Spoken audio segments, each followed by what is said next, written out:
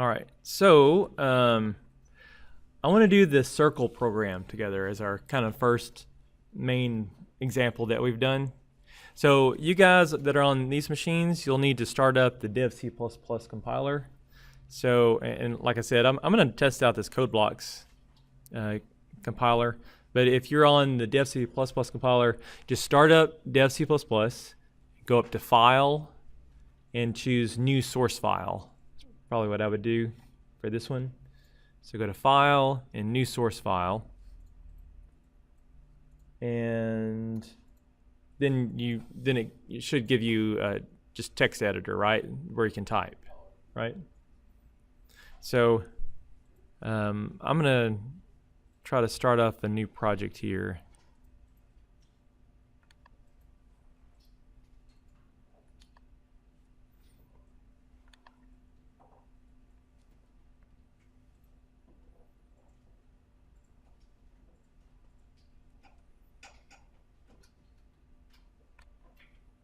I may test out that just blank file thing here later.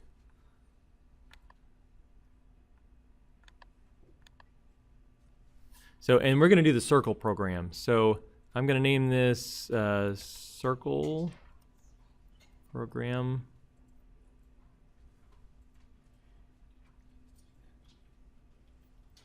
So when you save your file names, when you go to save, don't have any spaces in your file names. I know I did, but that's the project name. Save your file name, just name it something like circle or circle1 or something like that. Don't have any spaces in your file names. I'll tell you more about that later, why that's a good idea to follow that.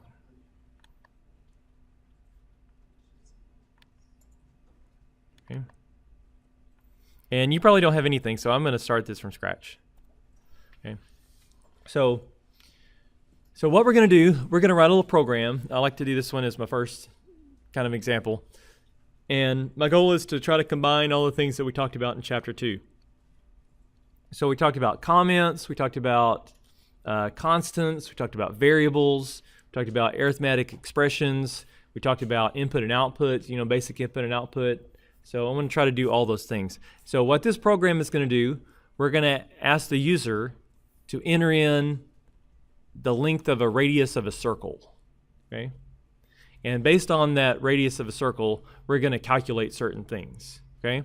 So we can do some things like we can calculate the diameter of the circle, right? We can calculate the circumference of the circle, the area of the circle, and then even if we wanted to move into like the three-dimensional world, we could talk about spheres, right? So we could calculate maybe the surface area of a sphere with that radius, and maybe the volume of a sphere that had that radius. Okay, so that's my goal here. That's what I want to do. And so I like to start off all my programs with a block of comments at the top that just explain what the program does. Maybe have some information about the writer of it. And so up at the top, remember there's two different ways we can do comments. You can do them with 2 forward slashes. That's an inline comment. Or you can do /*. That will be a for a block comment. So that's what I'm gonna do here. So I'm gonna type in /*.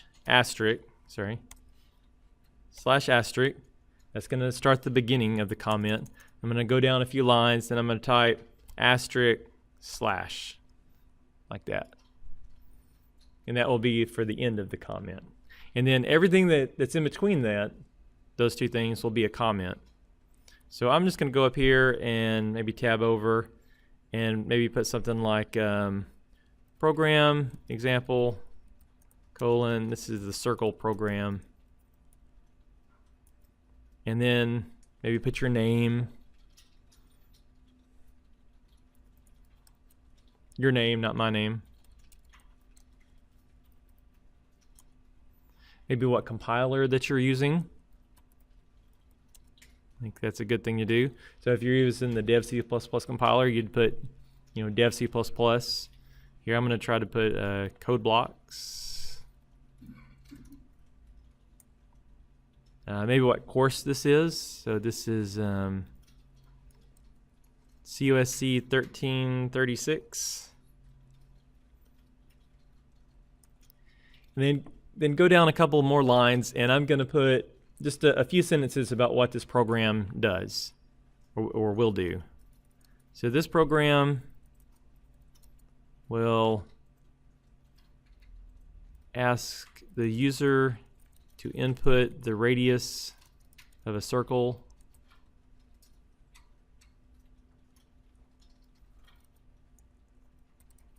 the program will then do some calculations based on that radius, and then the results will be output to the screen, or whatever you want to put there. Something like that. So a few sentences that explain what it does.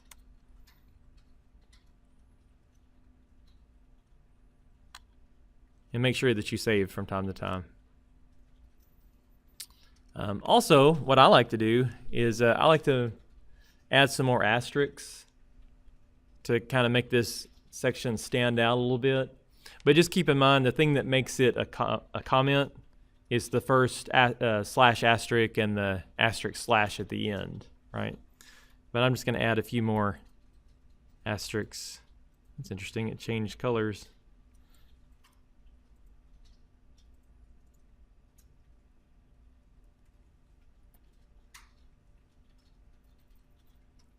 Something like that. So it just makes it stand out a little bit.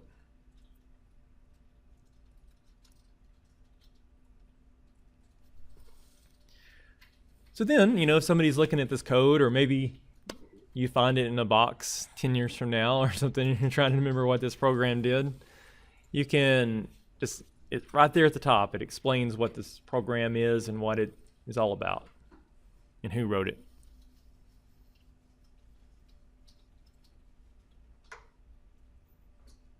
All right. So now let's kind of go ahead and get that all that main stuff set up. The stuff that looks like code blocks automatically puts in there for you.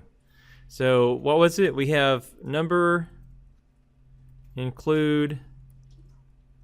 That's kind of cool. It gives us some auto completion options here in this in code blocks. Number, include IO stream.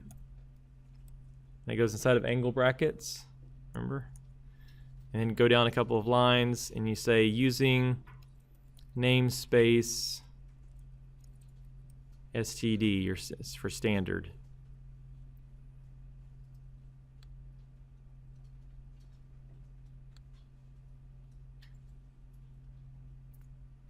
Okay. And then we have int main, open and close parentheses, and then open and close curly brackets, and at the end we have return 0, like that.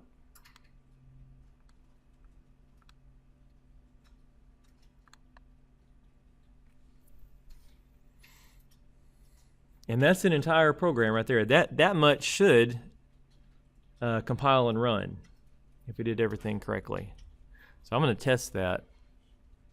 So in Dev C++, you just go up to compile or choose compile and run. Here in code blocks, we would choose build. And it would tell us if we have any errors or warnings. So I have 0 errors and 0 warnings. So then I can go ahead and run it. Looks like code blocks has an option build and run as well. It's like compile and run.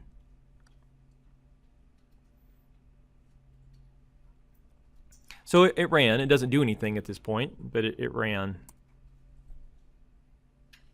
So how did that go?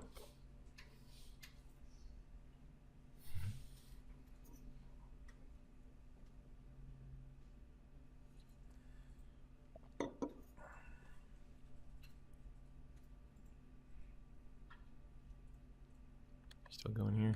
Yep. Everybody cool with that so far? Is that a good size font for everyone? A little bigger? I'm afraid if I go too much bigger on there, I won't be able to fit much code on the screen at one point in time. All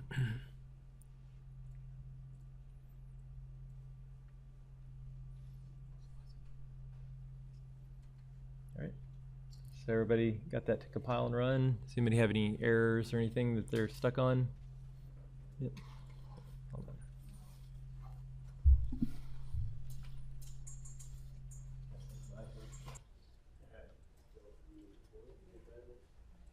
All right. All right, so far so good. That's the good starting point, right? In fact, you know, some people might want to have that already saved as like a starting template thing where you can just start it up. It looks like CodeBlocks will actually generate that for you, you know, if you create a project or whatever. So, okay, so let's add some stuff. Oh, okay.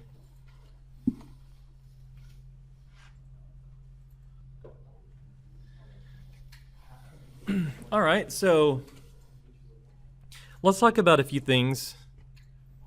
When we later on, when we go to do these calculations to calculate things like the circumference and the area, y'all remember those formulas? Like circumference is like what, 2 times pi times the radius, right? So we've got this thing called pi, this thing that we're going to use in these calculations. Pi is something that's constant, right? It doesn't change, so that's a good candidate for a constant. There's actually a built-in constant for pi that we can use, but since we're learning about how to define constants and variables and stuff like that, let's go ahead and create our own. So typically what you would want to do, anytime you declare variables, variable declarations need to go inside of a function someplace, like in main, okay? Constants, you can declare those inside of main or outside of main. We usually say, well, it's okay to declare constants globally. That means outside of all functions, because they're constants, they're not allowed to change. And I'll talk more about the dangers of global variables and stuff later, like probably in a later chapter. But just for now, know that global variables are bad, right? A global variable is a variable that's declared outside of main. Technically, you can do that, but it's a bad practice to get into.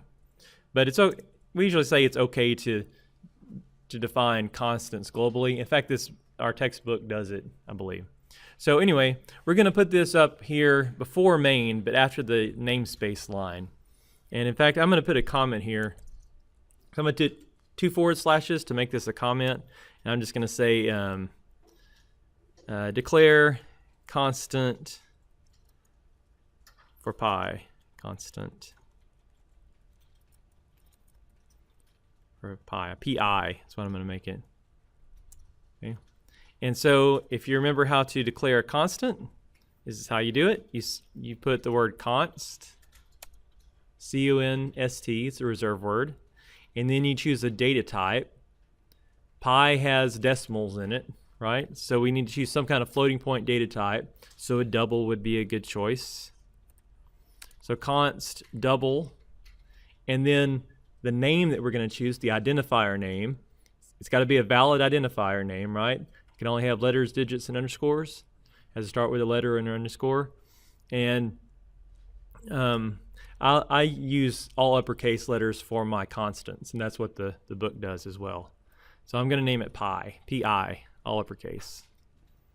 And then if it's a constant, you have to give it an initial value as well.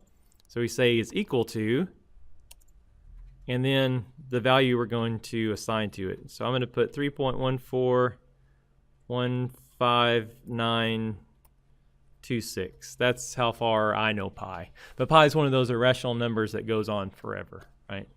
But that'll give us a close enough approximation here for our little program. So const double pi is equal to 3.1415926, semicolon. So that'll set up a named constant for pi. Okay, so now let's go inside of main, and we're going to declare some variables. Okay, and so remember what we're doing when we declare a variable or constant. We're reserving memory for that, and it reserves the corresponding amount of memory based on the data type, and associates that identifier name with that memory location. So inside of main, I'm gonna indent. That's a good programming style. I'm gonna put a comment here, and I'm gonna say declare variables. Okay. And then I'm gonna do them one at a time. That's how I like to do them. And I'm gonna make all these doubles because they could have decimals in them. So I'm going to say double, and then let's choose a good descriptive name for a variable that's going to store the radius. How about radius? Sounds like a good candidate, right? Even though technically you could name it R. R is not very descriptive, right? And so I'm going to name it radius. Okay, and let's do some more. Double, let's diameter. We said we're going to calculate the diameter. Okay. Circumference. So you say double circumference. Let's try to be careful with your spelling and stuff. when you program, you can misspell words like in your variable names, but you have to be consistent with your misspellings everywhere. So it's in your best interest to try to spell things correctly. So circumference, I'm going to double, I'm going to say area. Okay. So we could have done these kind of combined things. We could have said like double radius, comma, diameter, comma, circumference. But I think this way is cleaner and easier to read. So we said we're also going to do like sphere surface area. So we had to think about how we're going to write that. So I like to use camel case notation. That's the kind of the standard that's become common and the standard that the book uses. So I'm going to name it sphere surface area like that. So with camel case notation, we capitalize the first letter of every word starting with the second word. Okay. That's how it works. In the past, if you look at any of my old example programs, I might separate words with underscores and use all lowercase letters for my variables, but I'm trying to get into the habit of doing this because this is the common thing that you're going to see. And then let's do the sphere volume as well. Double sphere volume like that.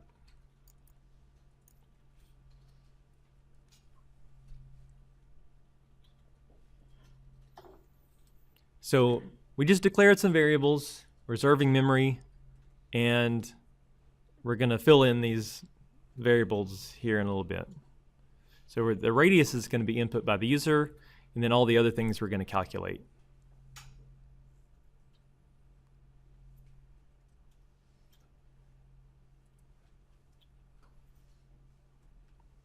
So I'm going to go ahead and compile and run this again just to see if it works. Should still work. Doesn't do anything interesting at this point in time, but still works.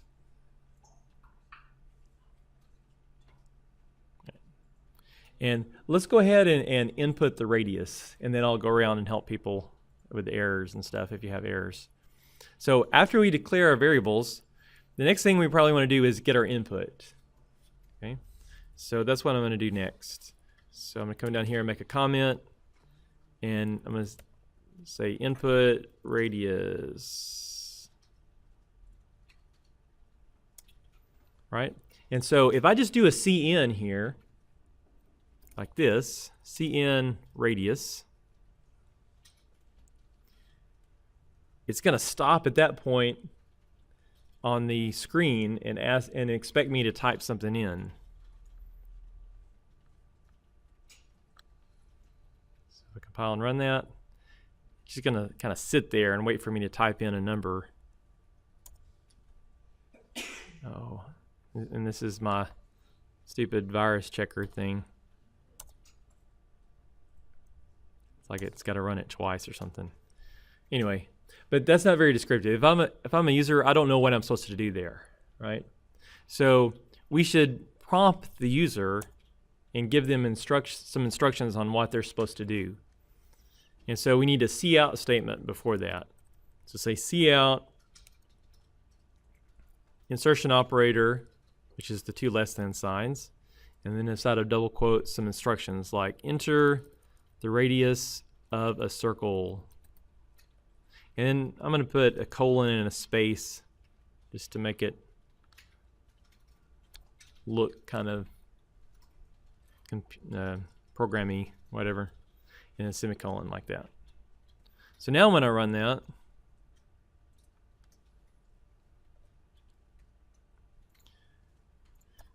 now it will ask me, enter the radius of a circle. Type that in. I've got to fix that. I hate that. All right. Does that make sense? So how'd that go? Pretty cool. So does anybody have any errors they're stuck on?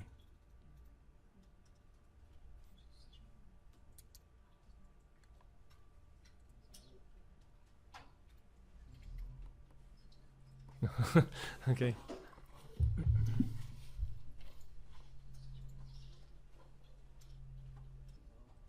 Anybody else? All right. Good. And the more you do this, the better you'll get at it, right? So the things that you're learning right now, will become more commonplace. All right, so everybody has the radius. Let's do some calculations. So I'm going to put a comment here after I get the radius. So I'm just say like calculate stuff. How's that? Calculate stuff. And so based on what the radius is, now we have a value for the radius, right? Now we can do some other things like calculate the diameter. And so these are going to be assignment statements. So we'll say the diameter, whatever you declared it as up there, is equal to, how do you calculate the diameter? Think back to your geometry days. It's 2 times the radius, right? Or 2r, right? But we can't just type in 2r or something like that, right? We have to use the variable names and the C++ and C++ operators that it supports, right? So we have to type in like number is equal to 2 times the radius, like that. 2 times radius with asterisk. Asterisk does multiplication.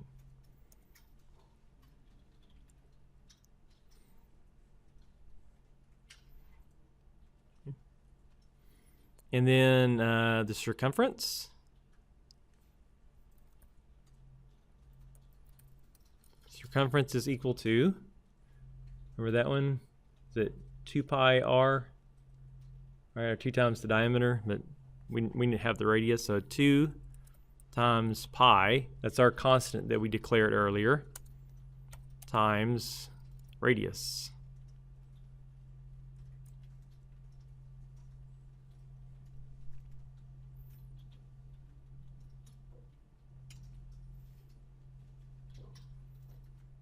How about the area? Remember that one? Like pi r squared, right? So how do you do that? In C++, there is not a built-in operator that raises a base to an exponent. Like in some languages, the caret sign, which is on the same key as the 6, some languages that does exponents, but C++ doesn't have a built-in operator. But there's this thing called the power function that you can use to raise a base to an exponent. I'll show you how to do that in just a minute. But for now, let's just go ahead and do radius times radius. So is it pi r squared, right? So pi times radius, like that. So that's not too bad, just radius times radius. But if it was like radius to the 100th power, that would be a different story, right? And then, how about the sphere ones? Does anybody remember their sphere formulas? Sphere surface area, watch the spelling on that one, is equal to, sphere surface area is equal to, that one is 4 pi r squared.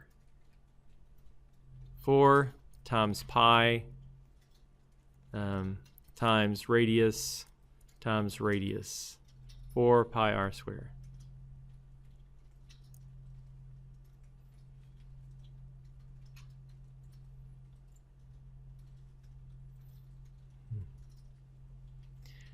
And then the sphere volume, how about that one? That one is 4/3 pi r cubed, right? Volume is cubic stuff. So I'm going to type this, and there's an issue with it, and I want to see if you guys can tell me what it is. So 4/3, like 4 divided by 3, pi r cubed, times pi, times radius, times radius, times radius. All right? And that should compile, but there's a problem with it. I'm not going to get the right answer out of that, an accurate answer. And does anybody know why? What's that? Yeah, so yeah, one thought would be like, okay, does something need to be in parentheses, or does it need to do? Because like 4/3 does it need to multiply 4 times all that and then divide by 3 or whatever? But this would work as far as like on that area, but it has something to do with what we talked about last week as far as how division works. You guys remember that? So remember, as far as division goes, there's integer division and there's floating point division, right? If both operands are integers, it will do integer division and only give you the whole number part. So the way that I typed it, 4 and 3 are both integers, right? So it'll do 4 divided by 3 integer division, which is just 1, right? So it won't give me the 1.3333 like that. So it always multiply 1 times pi times radius cubed, which is probably not what we want. It's not going to come out correctly. So the easy way to fix that, all you have to do is simply do 4.0 divided by 3.0, and that will fix that. At least one of those has to be a floating point number for it to do floating point arithmetic or floating point division. So if you put 4.0 divided by 3.0, now they're floating point numbers, it will do floating point division, and that will be 1.33333, however far it goes, times pi times radius times radius times radius. So that's one of those examples that you wouldn't get an error on that, you just wouldn't get the correct answer. So you have to be mindful of how these operations and operators work when you use them.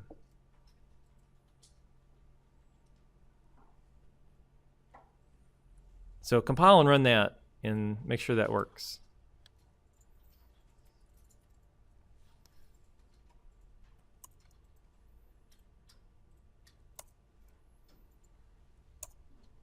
All right. So you can't see it, but we entered the radius. It did all the calculations, and the results are stored in those variables. Now we're not going to know what is there until we go and output some stuff. So that's the next part.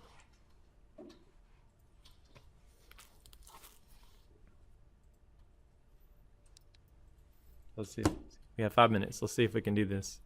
So the next section, I'm going to say output results. And so this is just going to be a series of cout statements. And they're all going to be kind of similar. So I'm going to say cout.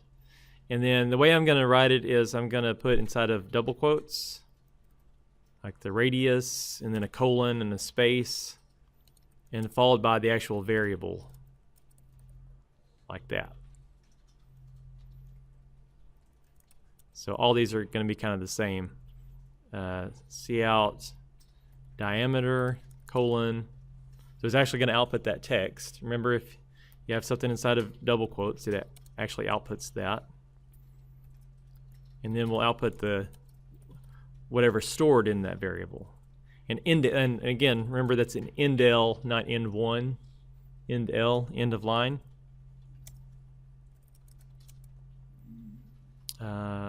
We have circumference. So I chose to capitalize radius and diameter and circumference and stuff there. That's just what's outputting. The actual variable names, you have to be consistent with however you typed it. So like lowercase or camel case notation or whatever.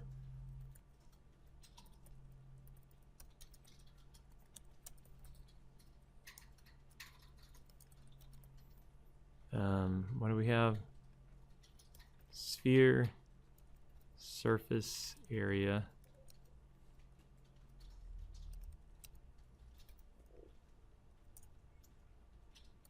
The autocomplete thing is kind of cool. Sphere volume. Colon.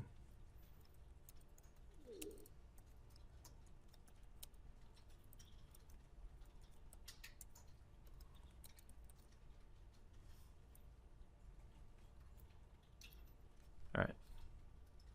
And so when you go to compile and run that,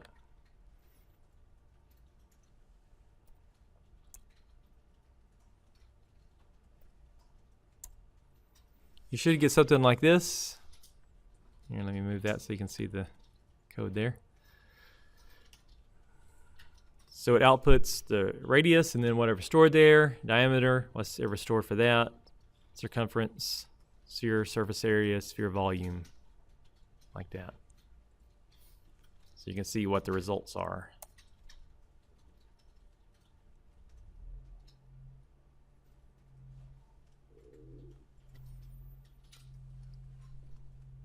So how did that go? You're still working?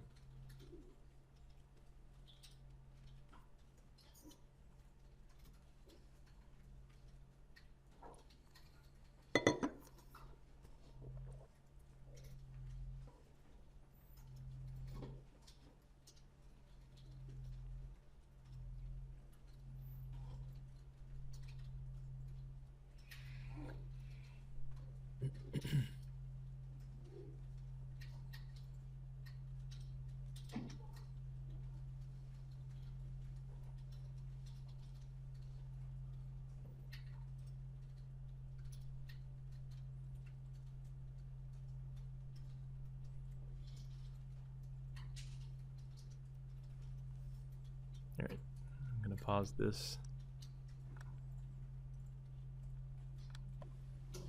All right, so that's it. We'll add some stuff next time to this same code.